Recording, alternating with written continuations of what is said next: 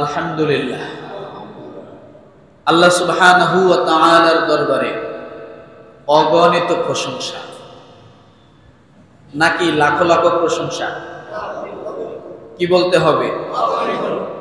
অনেকেই বলে ফেলে কোটি কোটি প্রশংসা, লাখো লাখো প্রশংসা। আমি মনে করি এটা কার্পণ্যতা করা হয়।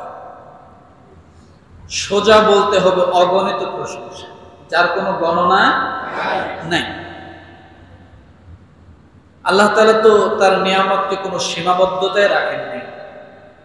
আল্লাহ তাআলা তার নিয়ামতকে বহু জগৎ, যেমন যার কোনো শেষ নাই, তার নিয়ামতেরও শেষ নাই।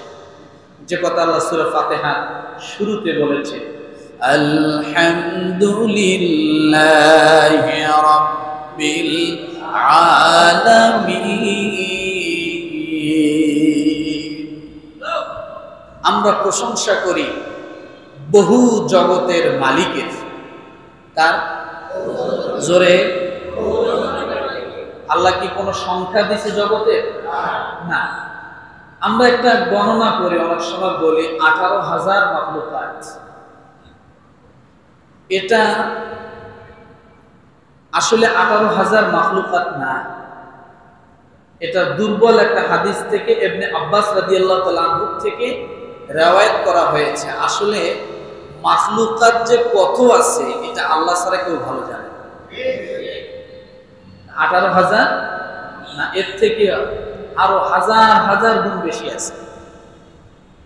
তো এই জন্য জগৎ যেমন বহু, আল্লাহ তাআলার নিয়ামত সেরকমই বহু।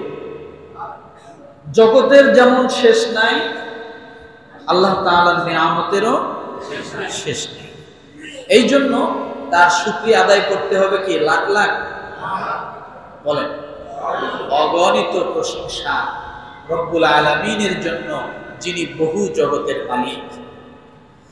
যাই হোক, আল্লাহ সুবহানাহু ওয়া তাআলা আমাদেরকে জিলকদ মাসের দ্বিতীয় জুমা উপস্থিত করে দিয়েছেন। শুকরিয়া আদায় করি আলহামদুলিল্লাহ। আজকে আমাদের যেহেতু এটা জিলকদ মাস, সাধারণত হজের মৌসুম। আল্লাহ তাআলা অনেকগুলো প্রিয় বান্দা, মাহবুব বান্দা, ওনারা হজে যাবেন। আল্লাহ তাদেরকে হয়তো যাওয়ার তৌফিক দিয়েছেন।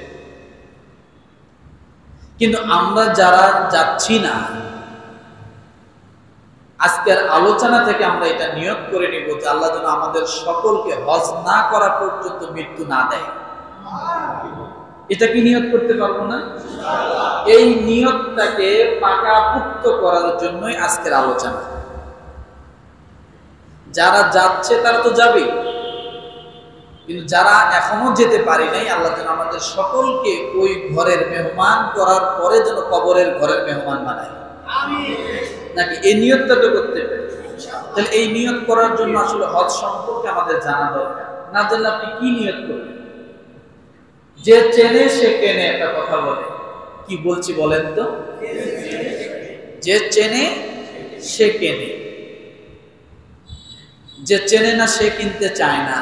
আপনি হঠাৎ করে একজনকে একটা জিনিস এনে দিবেন, ভাই এই জিনিসটা না, সে আপনাকে প্রশ্ন করে বেড়ে ফেলবে, এটা দিয়ে কি হবে, এটা কি জিনিস, কথা ঠিক না?